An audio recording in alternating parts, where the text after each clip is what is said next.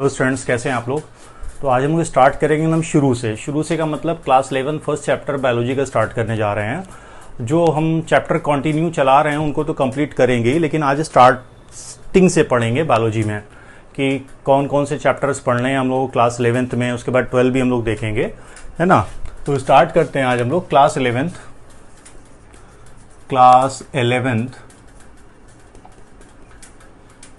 Biology. देखिए, class 11 biology की अगर बात करें हम लोग तो यहाँ पे आपको टोटल 22 चैप्टर्स पढ़ने हैं और ये 22 चैप्टर्स जो हैं 5 यूनिट्स के अंदर डिस्ट्रीब्यूटेड हैं।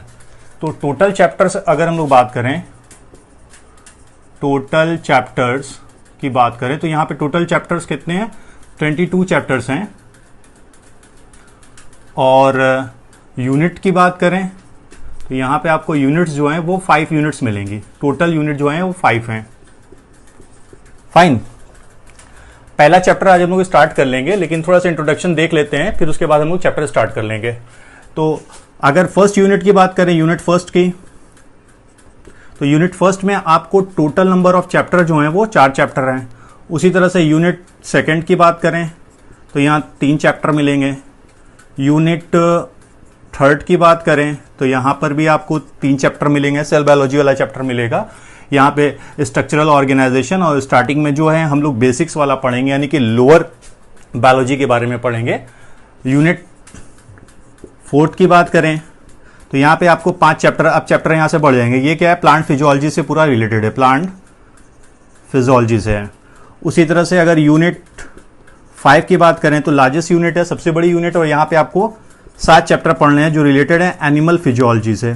ओके, तो स्टार्ट हमको चूंकि यूनिट फर्स्ट करना है और इसमें भी चैप्टर फर्स्ट करना है, तो यूनिट फर्स्ट का नाम जो है वो है डाइवर्सिटी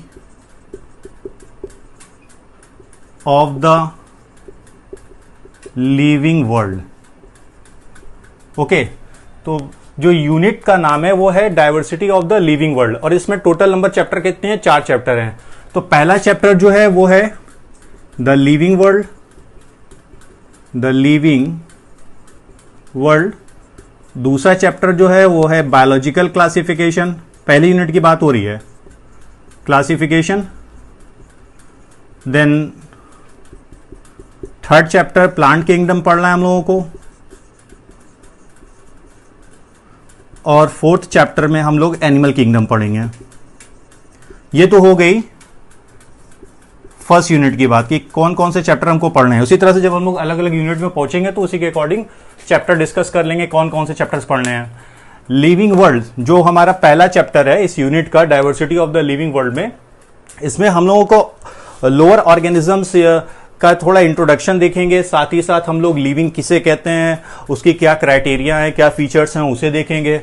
साथ ही साथ हम लोग पढ़ेंगे कि ऑर्गेनिज्म की नेमिंग कैसे की जाती है, क्या सिस्टम आए और उसमें क्या मॉडिफिकेशन आए, कैटेगराइजेशन कैसे किया जाता है, कौन कौन सी इंपॉर्टेंट कैटेगरी है, इनको कैटेगराइज करने के लिए, इनके बारे में जानने के लिए हमारे पास कौन कौन से हेल्पिंग टूल्स हैं जिनको हम लोग टैक्सोनॉमिकल एड्स के नाम से जानते हैं।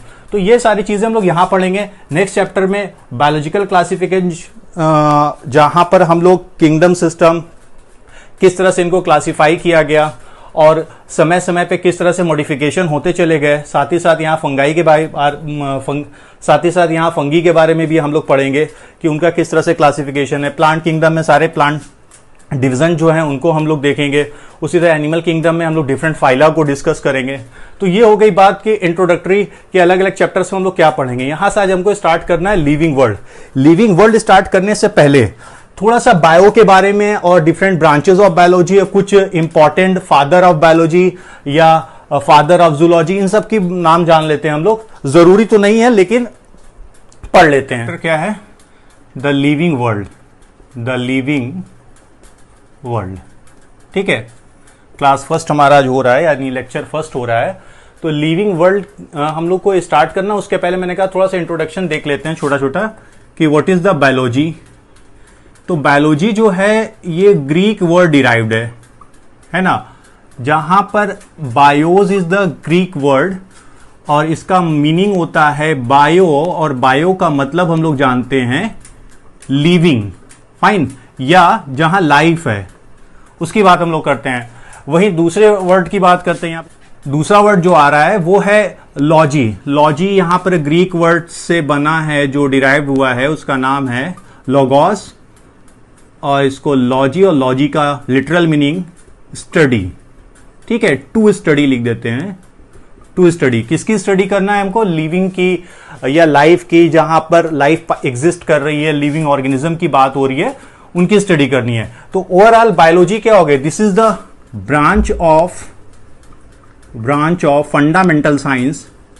फंडामेंटल साइंस जो हमारी फंडामेंटल साइंसेज यानी फिजिक्स, केमिस्ट्री, बायोलॉजी, उनमें ही से बात हो रही है कि फंडामेंटल साइंस की ब्रांच है जहां पर हम लोग क्या करते हैं? स्टडी करते हैं किसके बारे में? About living beings. जितनी भी लिविंग बीइंग्स हैं, वो माइक्रोब्स हो, वो प्लांट्स हो, वो एनिमल्स हो, सबकी स्टडी की जाती है। इसी के अकॉर्डिंग अलग अलग ब्रांच बनी है। नेक्स्ट जो टर्मिनोलॉजी है यानी term biology, this was coined by, यानी इसे दिया किसने था? लेमार्क ने। ठीक है, लेमार्क ने इस टर्म को दिया था बायोलॉजी। इसी तरह से फादर ऑफ बायोलॉजी की अगर बात करें, फादर ऑफ बायोलॉजी हैं अरिस्टोटल। ब्रांच ऑफ बायोलॉजी देखें और उसमें ब्रांच ऑफ बायोलॉजी में भी देखें कौन कौन से बड़े इंपॉर्टेंट रिप्रेजेंटेटिव हैं यानी बायोलॉजिस्ट हैं। तो father of zoology same Aristotle. Okay, तो ये ब्रांच है बायोलॉजी की जिसे हम लोग कह रहे हैं जूलॉजी, और उसके फादर कौन है? Aristotle. Zoology is the branch where we deal study about the animal, जहां हम लोग एनिमल्स के बारे में स्टडी करते हैं। जू मतलब होता है क्या? एनिमल्स। फादर ऑफ बॉटनी मतलब वो ब्रांच जहां पे हम लोग प्लांट की स्टडी करते हैं। तो यहां पे नेम ऑफ साइंटिस्ट जो है वो Theophrastus. Okay, next father of microbiology देख लेते हैं। फादर ऑफ माइक्रोबायोलॉजी, तो father of microbiology Anton von Leeuwenhoek. Okay, microbes की स्टडी जहां पर की जा रही है उसे हम लोग क्या बोलते हैं? Microbiology. It is also the branch of biology. ये सारी क्या है? यहां पे ब्रांच की हम लोग बात कर रहे हैं। ये जितनी है ये ब्रांच है। इसी तरह फादर ऑफ मेडिसिन की बात कर लेते हैं। सारा नहीं देखेंगे, कुछ फादर लोगों को देख लेते हैं। Father of medicine Hippocrates. उसी तरह इस चैप्टर से रिलेटेड द लिविंग वर्ल्ड में एक साइंटिस्ट का नेम आपको बहुत ज्यादा सुनने के लिए मिलेगा। ये साइंटिस्ट या बायोलॉजिस्ट हैं फादर ऑफ टैक्सोनॉमी भी इनको कहा जाता है, कैरोलस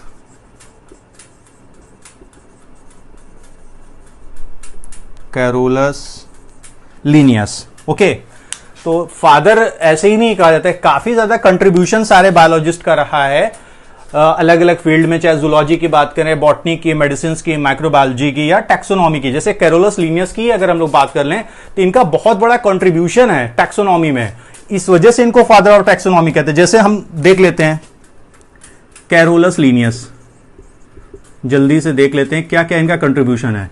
अगर पहली बात की जाए तो इन्होंने कैटेगराइजेशन, जो सबसे पहले टैक्सोनॉमिक कैटेगरी की शुरुआत हुई जो लीनियन कैटेगरी के नाम से भी जानी जाती, तो इन्होंने कैटेगराइजेशन करना शुरू किया, डिफरेंट कैटेगरी प्रपोज की। तो इन्होंने फर्स्ट प्रपोज किया किसे? टैक्सोनॉमिक कैटेगरी को, है ना, जैसे स्पीशीज है, फाइलम है, किंगडम है, सारी नहीं दिया था लेकिन इन्होंने कुछ कैटेगरी दी थी। उसके बाद मॉडर्न टाइम में देखा जाए तो बहुत सारी कैटेगरी ऐड हुई। इसके अलावा इन्होंने टू किंगडम सिस्टम दिया, two kingdom system of classification. हालांकि इसमें काफी मॉडिफिकेशन बाद में हुआ, 1969 के पहले तक या 1969 तक यही फॉलो किया जा रहा था, जिसमें इन्होंने दो किंगडम कौन कौन सा दिया था?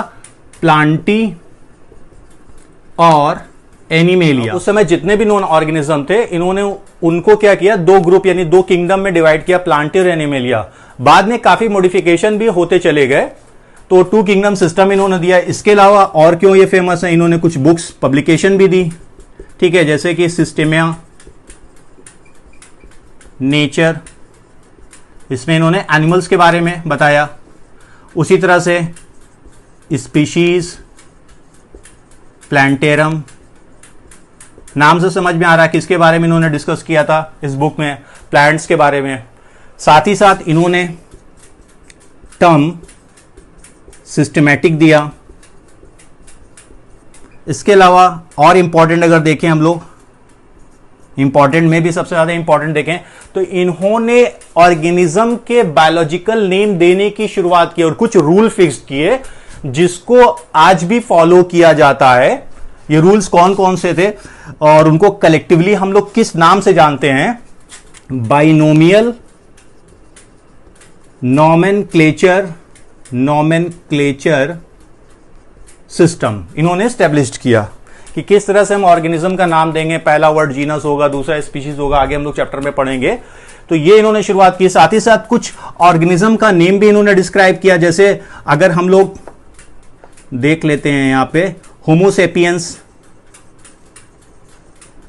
यानी ह्यूमन का नेम। इसी तरह से Mangifera indica,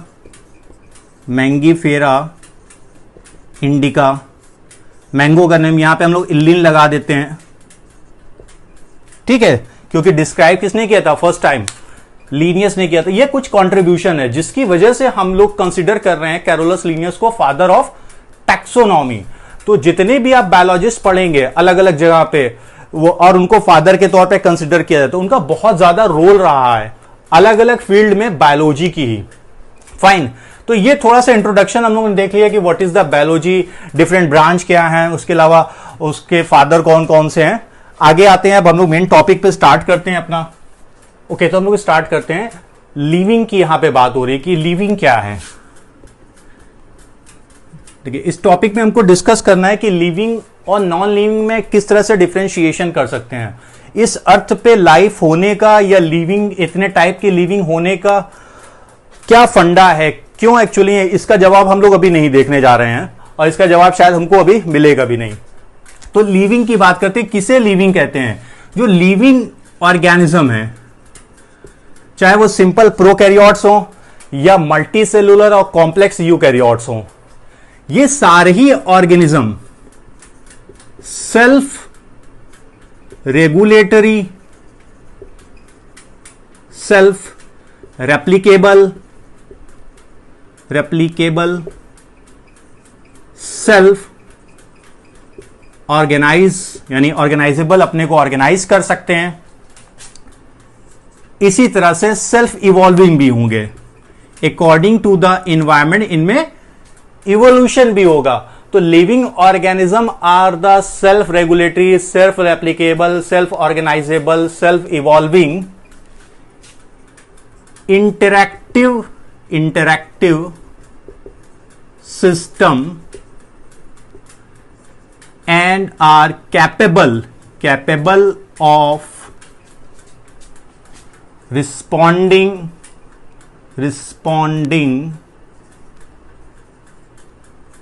to external stimulus। जो भी स्टिमुलस इनको मिल रहा है एक्सटर्नल स्टिमुलस, उसके अकॉर्डिंग ये क्या करेंगे, रिस्पॉन्ड करेंगे। तो जो सेल्फ रेगुलेटरी हैं, रेप्लिकेबल हैं, अपने आप को ऑर्गेनाइज कर सकते हैं, इवॉल्व कर सकते हैं, साथ ही साथ यहां पे इंटरैक्टिव सिस्टम, ऐसा सिस्टमेटिक ऑर्गेनाइजेशन उनका है जो रिस्पॉन्ड करता है, जो बाहर से एक्सटर्नल स्टिमुलस आ रहे हैं, तो उसे आप लिविंग बीइंग कहेंगे। अब अगर आप लिविंग बीइंग देखें है कौन कौन से, तो सिंपली हम लोग कह सकते हैं माइक्रोब्स, प्रोकैरियोट्स या यूकैरियोट्स। यहां माइक्रोब्स टर्मिनोलॉजी लिखने का मतलब क्या है, unicellular eukaryotes and all prokaryotes. इसके अलावा all multicellular eukaryotes, fungi, plants and most complex organism और एनिमल्स। तो इन सब की बात हम लोग कर रहे हैं। तो क्यों ये लिविंग है, इनके क्या क्राइटेरिया, ऐसे कौन से फीचर हैं जिसकी वजह से हम लोग बोल सकते हैं कि they are the living beings. तो फीचर्स क्या है, कौन से ऐसे फीचर्स हैं जो शो कर रहे हैं लिविंग ऑर्गेनिज्म। तो हम लोग कैरेक्टरिस्टिक्स देखते हैं, what are the characteristics of living.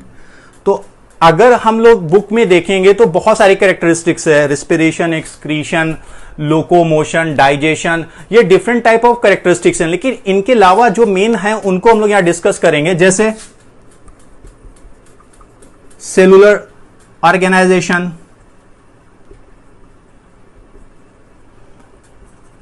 इसके अलावा ग्रोथ, देन रिप्रोडक्शन, मेटाबॉलिज्म। तो सबसे पहला हम लोग ले लेते हैं सेलुलरिटी या सेलुलर ऑर्गेनाइजेशन, बॉडी ऑर्गेनाइजेशन कह सकते हैं। सेलुलरिटी की यहां पे बात मैं कर रहा हूं। तो जितने भी लिविंग ऑर्गेनिज्म होंगे उनमें सेल होगी ही होगी। वजह क्या है, हम एक डेफिनेशन पढ़ते हैं बहुत ज्यादा, cell is the structural and functional unit of life, या हम लोग बोलते हैं फंडामेंटल यूनिट ऑफ लाइफ। तो वजह क्या है, जहां लाइफ होगी वहां सेल होगी। तो सेलुलरिटी, तो cell present in all living beings, जितनी भी लिविंग बींग्स हैं सबके अंदर आपको क्या मिलेगी, सेल पक्का मिलेगी। अब ये सेल जो है अलग हो सकती है, जैसे प्रोकैरियोटिक सेल हो सकती है, प्रोकैरियोट्स के अंदर यूकैरियोटिक सेल हो सकती है, यूकैरियोट्स के अंदर यूनिसेलुलर कंडीशन हो सकती है, मतलब सिंगल सेल्ड ऑर्गेनिज्म हो सकता है, मल्टी सेलुलर कंडीशन हो सकती है, लेकिन सेल 100% प्रेजेंट होगी। मतलब यहां पे इधर प्रोकैरियोट और यूकैरियोट हो, यूनिसेलुलर हो या मल्टी सेलुलर हो, तो सेलुलर ऑर्गेनाइजेशन पक्का मिलेगा आपको। सिंगल सेल ऑर्गेनिज्म हो, मल्टी सेलुलर ऑर्गेनिज्म हो, प्रोकैरियोटिक हो, यूकैरियोटिक हो। लेकिन अगर आप ऑर्गेनिज्म की, लिविंग बीइंग की बात कर रहे हैं तो वहां पर सेल होना 100% श्योर है। नॉन सेलुलर कंडीशन में वायरस आ जाएगा तो उसको तो हम लिविंग नॉन लिविंग के बीच में ही रखते हैं। तो पहला इंपॉर्टेंट हम लोग ने देख लिया कि सेल होना प्रेजेंट है। दूसरा हम लोग देखते हैं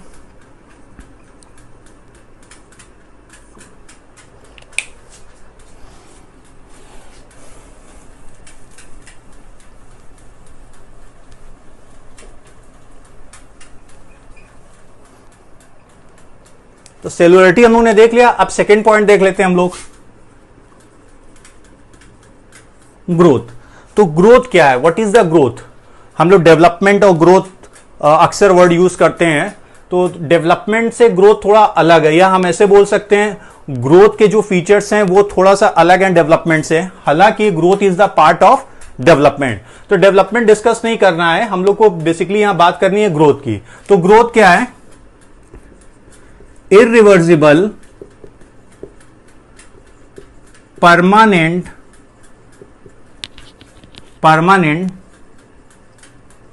चेंजेस, ऐसे चेंजेस जो इरिवर्सिबल हैं। मतलब आपकी हाइट बढ़ गई तो ऐसा नहीं कुछ समय के बाद हाइट कम हो जाएगा, ऐसा कुछ नहीं होने वाला है। तो irreversible permanent changes in the organism, जहां पर होता क्या है, इंक्रीज होता है। काहे में, किस चीज में इंक्रीज हो रहा है, काहे में इंक्रीज हो रहा है। तो हम लोग अगर देखें यहां पे इंक्रीजमेंट मिल कहां रहा है, नंबर में, नंबर इंक्रीज करेगा, मास या साइज में इंक्रीमेंट हो रहा है। तो ये इंक्रीमेंट जो हो रहा है ये इरिवर्सिबल होगा। कुछ समय के बाद ऐसा नहीं कि वापस आपकी हाइट बढ़ गई तो आप फिर से हाइट कम हो जाए, ऐसा कुछ होने वाला नहीं है।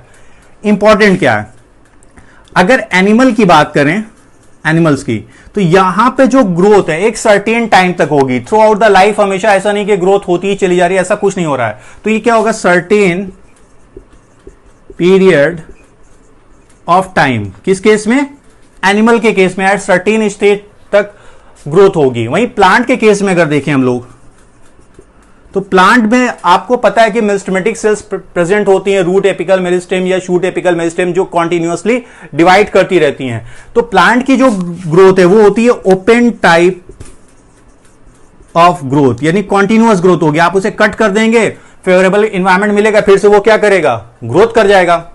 अगर माइक्रोब्स की बात करें तो माइक्रोब्स में सेल डिवीजन, यानी जब वो रिप्रोड्यूस करते हैं, यूनिसेलुलर ऑर्गेनिज्म की बात मैं कर रहा हूं, तो वहां पर सेल डिवीजन यानी रिप्रोडक्शन और ग्रोथ लगभग एक जैसा होता है कि वहां पे नंबर बढ़ रहा है। जैसे वो रिप्रोड्यूस करते हैं सिंगल सेल ऑर्गेनिज्म, 2 ऑर्गेनिज्म या 2 से ज्यादा डॉटर प्रोजेनी में ब्रेक कर जा रहा है, तो वहां नंबर बढ़ जा रहा है, रिप्रोड्यूस भी हो रहा है, साथ ही साथ हम बोल सकते हैं ग्रोथ भी हो रहा है। तो ये हो गई ग्रोथ की सर्टेन प्रॉपर्टी। इसके अलावा अगर हम लोग देखें तो जो ग्रोथ है वहां पर आपको क्वालिटेटिव फीचर्स नहीं नजर आएगा, क्वांटिटेटिव चेंजेस होंगे। यहां पर क्या होगा, क्वांटिटेटिव चेंजेस होंगे, ना कि क्वालिटेटिव चेंजेस होंगे। आप क्वालिटेटिव चेंजेस कहां मिलते हैं, यानी डिफरेंशिएशन कहां मिलेगा, जब डेवलपमेंट हो रहा है। तो इसलिए हम बोल सकते हैं growth is the part of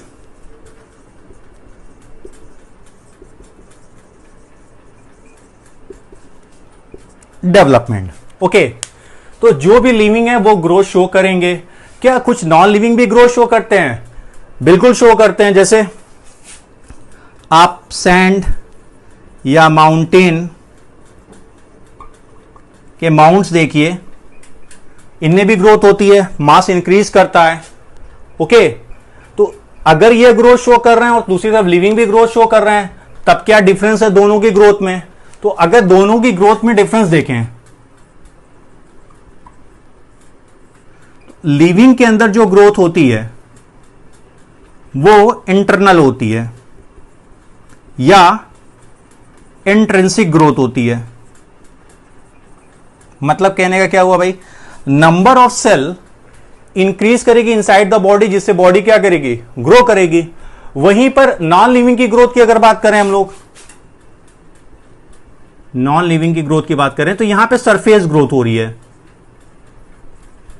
जिसे हम लोग एक्सटर्नल या एक्सट्रिंसिक ग्रोथ कह सकते हैं। ओके, तो ये डिफरेंस है। हालांकि नॉन लिविंग ग्रोथ शो कर रहे हैं, जिसकी वजह से हम कह सकते हैं growth is not the defining feature of living being. अब इसके बाद नेक्स्ट आते हैं जो हमारा नया टॉपिक आएगा। इसके बाद ग्रोथ के बाद तीसरा हम लोग देखेंगे रिप्रोडक्शन। नेक्स्ट हो गया हमारा रिप्रोडक्शन ग्रोथ के बाद। तो रिप्रोडक्शन क्या है? बायोलॉजिकल प्रोसेस है, नॉन बायोलॉजिकल तो है नहीं, बायोलॉजिकल प्रोसेस, जिसमें क्या होता है, न्यू ऑर्गेनिज्म या प्रोजेनी जिसे हम लोग कहते हैं, ये प्रोड्यूस होता है, बनाया जाता है। कौन प्रोड्यूस कर रहा है? जो पेरेंटल ऑर्गेनिज्म है, नहीं, पहले से एग्जिस्ट किसी ऑर्गेनिज्म से न्यू ऑर्गेनिज्म का आना ही रिप्रोडक्शन कहलाता है। रिप्रोडक्शन जरूरी क्यों है?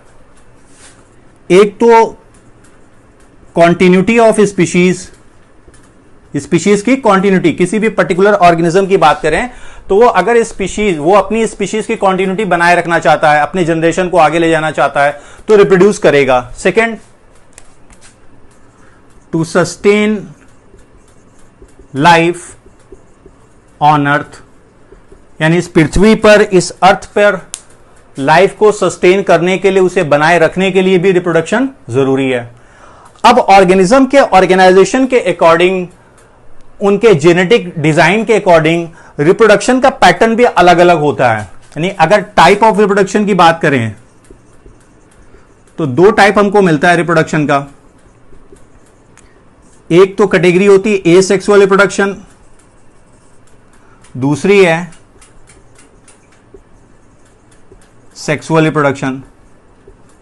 ओके, थोड़ा सा डिफरेंस देख लेते हैं सेक्सुअल और एसेक्सुअल में क्या है। एसेक्सुअल जो होगा वो यूनिपेरेंटल होता है।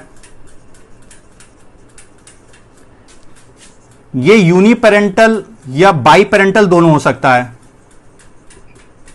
हालांकि मोस्टली ये बाईपेरेंटल होगा। ओके, मतलब जहां 2 पेरेंट मेल और फीमेल इन्वॉल्व होंगे। यूनिपेरेंटल उन कंडीशन में होगा जहां पे ऑर्गेनिज्म क्या होगा, यूनिसेक्सुअल होगा। जैसे हम लीच की बात करें, अर्थवॉर्म की बात करें, तो वहां क्या है, यूनिसेक्सुअलिटी कंडीशन होती है, यूनिसेक्सुअल कंडीशन होता है, यानी एक ही बॉडी के अंदर, या यूनिपेरेंटल कंडीशन की अगर हम लोग बात करें यहां पर, तो यहां पर क्या है, एक ही बॉडी के अंदर दोनों तरह के गोनैड्स पाए जाते हैं, दोनों गैमेट का प्रोडक्शन होता है। तो ये यूनिपेरेंटल या बाइपेरेंटल दोनों हो सकता है, जबकि ये हमेशा क्या होगा, यूनिपेरेंटल। इसके अलावा यहां पर सेल डिवीजन जो चलता है वो माइटोसिस चलता है, क्लोन का फॉर्मेशन होता है। यहां पे माइटोसिस एंड मियोसिस दोनों होता है, नो क्लोन फॉर्मेशन। तो ये कुछ डिफरेंसेस हैं। इसके अलावा बहुत सारे डिफरेंसेस हैं कि गैमेट फॉर्मेशन होना, गैमेट का फ्यूजन होना, ये यहां पर होता है, यहां पर नहीं होता है। तो ये हो गया। अब अगर एसेक्सुअल पैटर्न फॉलो कौन करता है, most of the lower organism ये एसेक्सुअल पैटर्न को फॉलो करते हैं, इंक्लूडिंग प्रोकैरियोट्स। और सर्टेन आप हायर प्लांट्स को देखेंगे, और सर्टेन हायर प्लांट्स हम नहीं कह सकते, सर्टेन हायर एनिमल्स को अगर आप देखेंगे, साथ ही साथ क्या कहते हैं, प्लांट्स को देखें तो वो भी एसेक्सुअल पैटर्न शो करते हैं। अगर प्लांट में हम लोग प्लांट्स में एसेक्सुअल रिप्रोडक्शन की बात करें तो वहां टर्मिनोलॉजी यूज होती है वेजिटेटिव रिप्रोडक्शन। मतलब कहने का, जहां पर वेजिटेटिव पार्ट इन्वॉल्व होते हैं रिप्रोडक्शन में, और ये पैटर्न कैसा होगा, एसेक्सुअल होगा। वेजिटेटिव पार्ट क्या हो गए, वो पार्ट जो रिप्रोडक्टिव पार्ट नहीं है। मतलब फ्लावर की अगर बात करें एंजियोस्पर्म में, तो वो रिप्रोडक्टिव पार्ट है। हम उसे छोड़ के जितने भी पार्ट हो, चाहे वो स्टेम हो, चाहे लीव्स हो या रूट हो, ये सारे पार्ट अगर रिप्रोडक्शन में इन्वॉल्व हो रहे हैं तो इस तरह के रिप्रोडक्शन को हम लोग बोलते हैं वेजिटेटिव रिप्रोडक्शन। और ये फॉलो कौन सा पैटर्न कर रहा है, एसेक्सुअल। लोअर ऑर्गेनिज्म की मैं बात कर रहा था कि लोअर ऑर्गेनिज्म में कौन कौन से पैटर्न मिल सकते हैं, जैसे फिजन आपको अमीबा में मिल जाएगा, बडिंग ईस्ट में बात करते हैं हम लोग, है ना, यूनिसेलुलर फंगस है। इसी तरह से फ्रेगमेंटेशन ब्रायोफाइट्स में, फंगस में, फंजाई में। इसके अलावा फिलामेंटस एल्गी में भी पाया जाएगा। नेक्स्ट रीजनरेशन प्लेनेरिया में, जहां पर लॉस पार्ट से पूरी बॉडी का फॉर्मेशन हो जाता है। इसी तरह से रीजनरेशन हो गया, बडिंग हो गया, फ्रेगमेंटेशन हो गया, फिजन हो गया, साथ ही साथ स्पोरुलेशन यानी कि स्पोर फॉर्मेशन। तो स्पोर फॉर्मेशन आपको फंगस में बहुत ज्यादा मिलेगा। तो ये कुछ पैटर्न हम लोगों ने देख लिया कि कौन कौन से टाइप के रिप्रोडक्शन होते हैं और कहां कहां पाए जाते हैं, थोड़ा सा डिफरेंस क्या है। अब सवाल ये पैदा होता है, क्या कोई एक्सेप्शन है?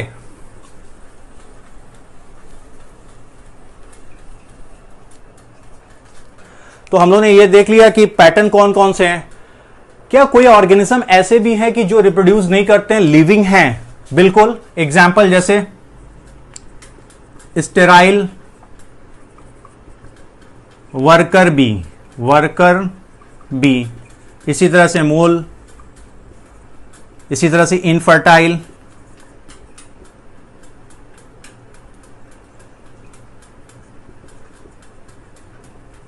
ह्यूमंस। तो यहां पे स्टेरिलाइजेशन या इनफर्टाइल कंडीशन किसी वजह से हो सकती है, लेकिन कंडीशन क्या है कि ये रिप्रोड्यूस नहीं कर सकते, मतलब they are not able to produce gamete, या कोई और प्रोसेस हो सकती है जो यहां पर अब्सेंट हो रिप्रोडक्शन के लिए, सेक्सुअल रिप्रोडक्शन के लिए जो जरूरी हो। तो स्टेराइल वर्कर बी जो है ये रिप्रोड्यूस नहीं कर सकती हैं। अगर बी में आप देखें तो बी में 3 कास्ट सिस्टम पाया जाता है। एक तो क्वीन होती है जो डिप्लॉयड होती है और फर्टाइल होती है। उसी तरह से ड्रोन्स जो मेल हैं ये हैप्लॉयड होते हैं, साथ ही साथ फर्टाइल होते हैं। लेकिन अगर बात करें वर्कर बी की, तो वर्कर बी डिप्लॉयड होंगी लेकिन स्टेराइल होगी।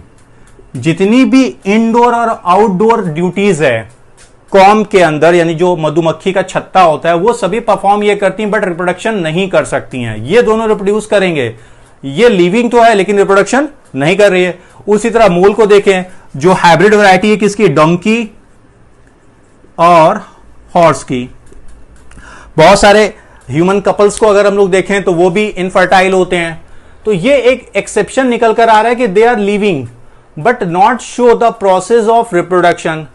तब हम कह सकते हैं कि reproduction is not the defining property of living. तो ग्रोथ डिफाइनिंग प्रॉपर्टी नहीं है, इसके अलावा अभी हम लोगों ने पढ़ा क्या कहते हैं कि रिप्रोडक्शन, ये भी डिफाइनिंग प्रॉपर्टी नहीं है। अब इसके बाद आगे हम लोग देख लेते हैं। तो यहां तक हम लोगों ने देख लिया, अब इसके बाद आगे देखते हैं, नेक्स्ट टॉपिक को डिस्कस कर लेते हैं। तो नया टॉपिक हमारा जो अगला आ रहा है वो है मेटाबॉलिज्म। शरीर को चलाने के लिए यानी बॉडी को जिंदा रखने के लिए हमारी सेल्स के अंदर या पूरी बॉडी के अंदर हजारों रिएक्शन किसी एक समय पर साइमल्टेनियसली लगातार चलते रहते हैं। ये रिएक्शंस में कुछ मॉलिक्यूल्स बन रहे होते हैं, कुछ मॉलिक्यूल्स का ब्रेक होना लगातार जारी रहता है, चाहे वो प्रोकैरियोट्स हों या मल्टीसेलुलर कॉम्प्लेक्स यूकैरियोट्स हों, सबके अंदर ये सारे रिएक्शंस पाए जाते हैं। इन सारे रिएक्शन को कलेक्टिव फॉर्म में हम लोग बोलते हैं मेटाबॉलिज्म या मेटाबॉलिक रिएक्शन। तो मेटाबॉलिज्म क्या है? This is the sum total of all chemical reactions.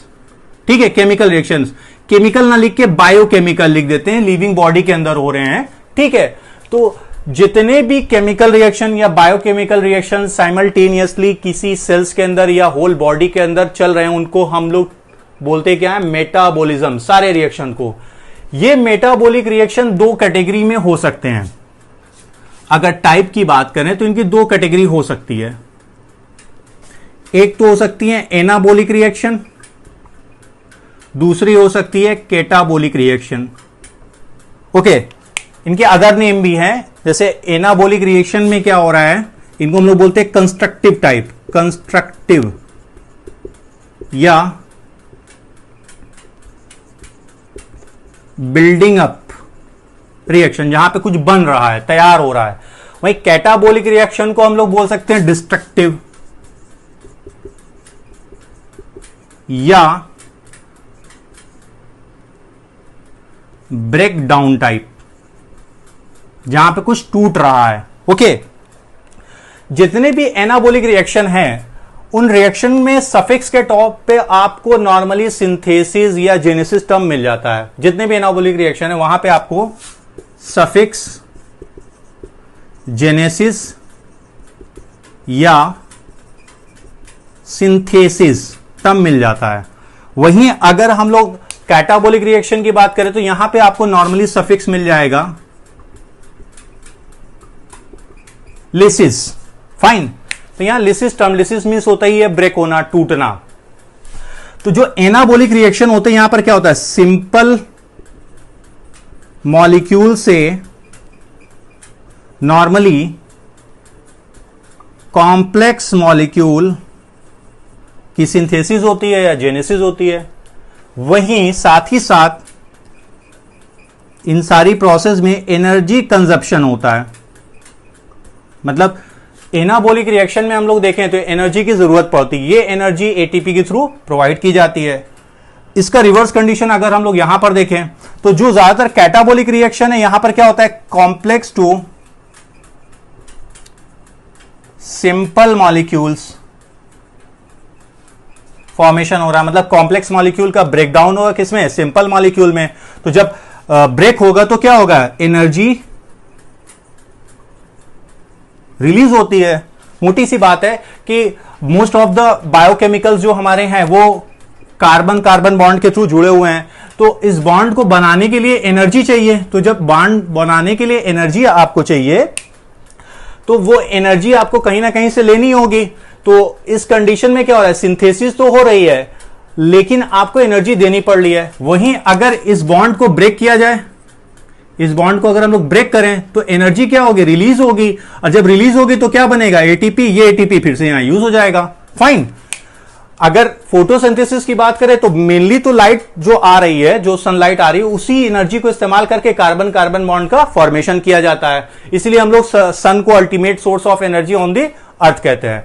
तो ये बात हो गई कि ये anabolic type of, catabolic type of reaction, दो तरह के रिएक्शन हम लोग देखे। एक जगह कंस्ट्रक्शन हो रहा है, दूसरी जगह डिस्ट्रक्शन हो रहा है। एग्जाम्पल देख लेते हैं कुछ, जैसे प्रोटीन सिंथेसिस,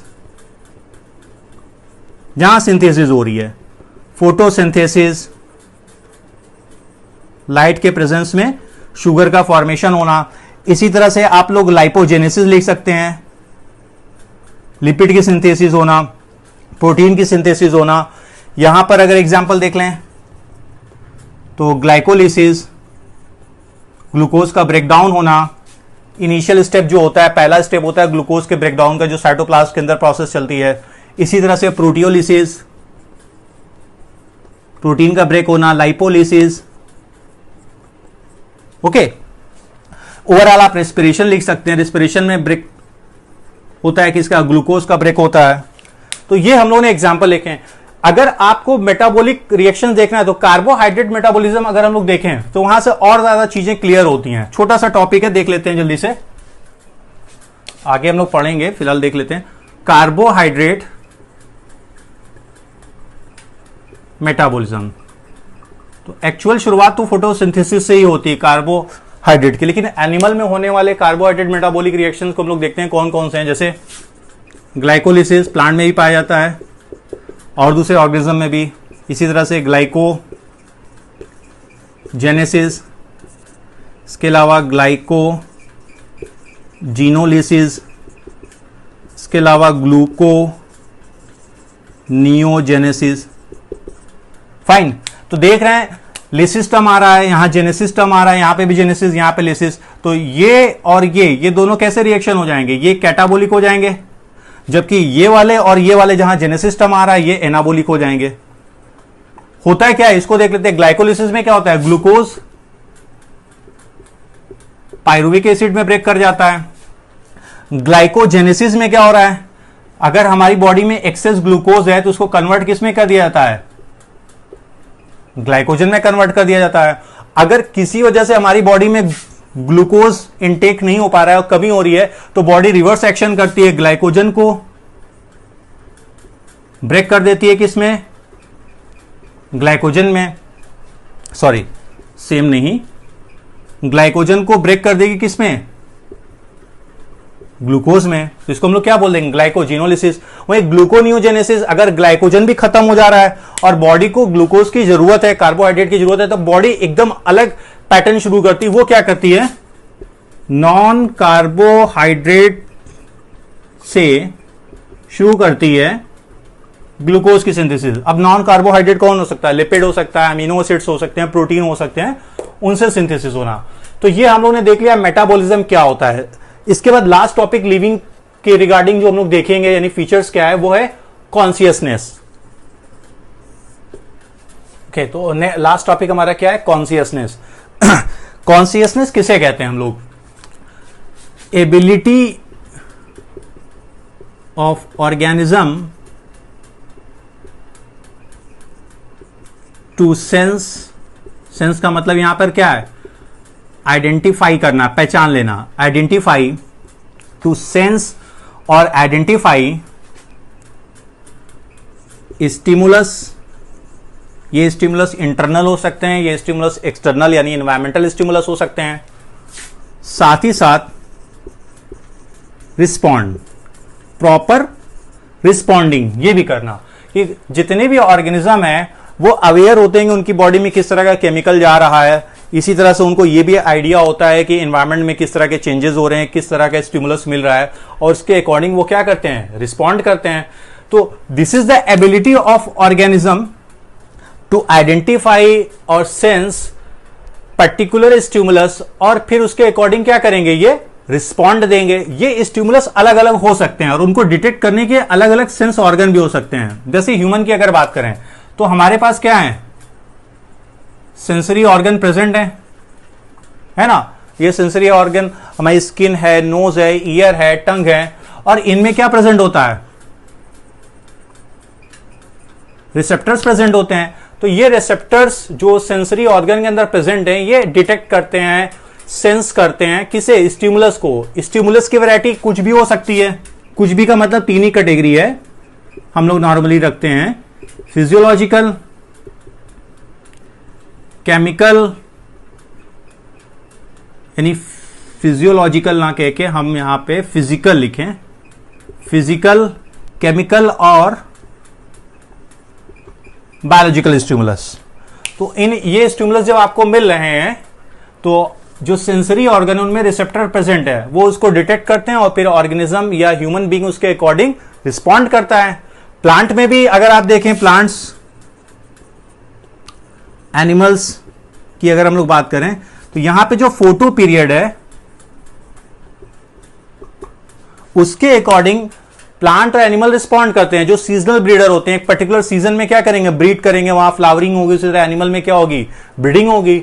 तो ये बड़ी इंपॉर्टेंट है कि जितनी भी लिविंग हैं वो रिप्रोडक्शन भले ही नहीं करते हो, ओके, लेकिन वो कॉन्सियसनेस शो करेंगे। इसका मतलब क्या हुआ कि they are aware according to stimulus which are present in the external और इंटरनल एनवायरमेंट। इंटरनल मतलब विद इन द बॉडी की बात कर रहे हैं। एक अलग से यहां पॉइंट है, ह्यूमन जो है वो सेल्फ अवेयरनेस शो करता है, मतलब उसे अपने बारे में अवेयरनेस है। इसको हम लोग सेल्फ कॉन्शियसनेस भी कहते हैं। तो ये हम लोगों ने आज पढ़ लिया ये 4 टॉपिक। नेक्स्ट क्लास में हम लोग इसके आगे पढ़ेंगे, बायोडायवर्सिटी के बारे में पढ़ेंगे, नॉमेनक्लेचर पढ़ेंगे, टैक्सोनॉमिक कैटेगरी है। तो अब जल्दी जल्दी हम लोग कोशिश करेंगे कि वीकली या तो 2 हफ्ते के अंदर, 2 वीक्स के अंदर एक चैप्टर फटाफट कंप्लीट करें। बड़े चैप्टर हैं तो थोड़ा टाइम लग सकता है, लेकिन छोटे चैप्टर हैं तो जल्दी जल्दी कंप्लीट करेंगे। तब तक के लिए आप लोगों का शुक्रिया। नेक्स्ट